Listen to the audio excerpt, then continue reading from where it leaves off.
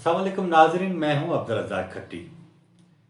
आज एक बड़ी दुख की खबर है कि भारतीय फिल्म इंडस्ट्री के वर्सटाइल अदाकार इरफान खान इंतकाल कर गए हैं।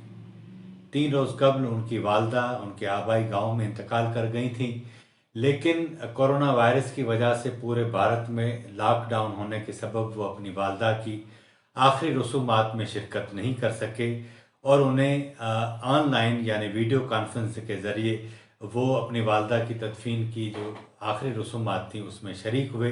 लेकिन 3 रोज़ बाद वो ख़ुद भी इस जहान फ़ानी से कूच कर गए।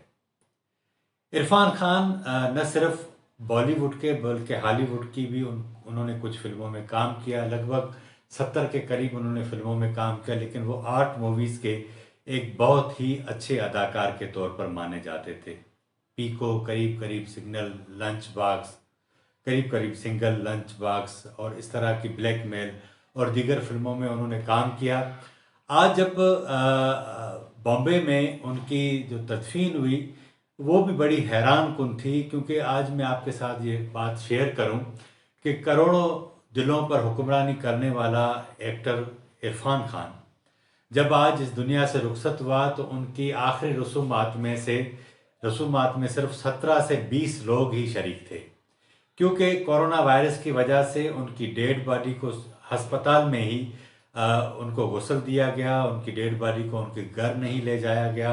वो वहाँ से सीधा जो है वो वर्सवामी बॉम्बे का एक कब्रिस्तान है, मुस्लिम कब्रिस्तान, वहाँ उनकी डेड बॉडी लाई गई, जिसमें उनकी बीवी, उनके 2 बच्चे और दीगर जो बिल्कुल वहाँ बॉम्बे में मौजूद थे करीब करीब के लोग वो शरीक हुए। भारतीय मीडिया के मुताबिक 17 से 20 लोग ही थे इनकी तदफीन में शरीक, जबकि भारत के मीडिया ने इसको लाइव कवरेज दी, लेकिन वो कब्रिस्तान की जो हदूद हैं बाहर सड़क पर उन्होंने DSNGs लगवाईं और वहाँ से सारी उसकी जो आखिरी रसूमात थी उसकी कवरेज की गई। भारतीय अदाकारा करीना कपूर ने आज अपनी सोशल मीडिया के अकाउंट पर रखा कि उन्होंने इरफान खान की आखिरी ज़िंदगी की आखिरी फ़िल्म अंग्रेज़ी मीडियम में सिर्फ इसलिए काम किया क्योंकि वो अपने कैरियर में एक बार उनके साथ ज़रूर काम करना चाहती थी। नरेंद्र मोदी ने और अमिताभ बच्चन समेत दीगर भारतीय फिल्म इंडस्ट्री के जो अदाकार हैं उन्होंने इसके ऊपर अफसोस का इजहार किया। लेकिन सच्ची बात यह है कि कभी कभी बड़े बड़े लोग इन हालात में मर जाते हैं, इंतकाल कर जाते हैं कि उनको कंधा देने वाले लोग भी नहीं मिलते। हालात ऐसे होते हैं। इन हालात में जब पूरी दुनिया गुजर रही है, इरफान खान जैसी इतनी बड़ी शख्सियत के साथ भी वही कुछ हुआ जो आजकल दूसरों के साथ हो रहा है। वबाएं जाहिर बात है कि छोटे बड़े को नहीं देखती, अच्छे बुरे को नहीं देखती, उसका रवैया एक ही जैसा होता है। तो दुआ करें कि इस तरह के हालात से सब बच जाएं।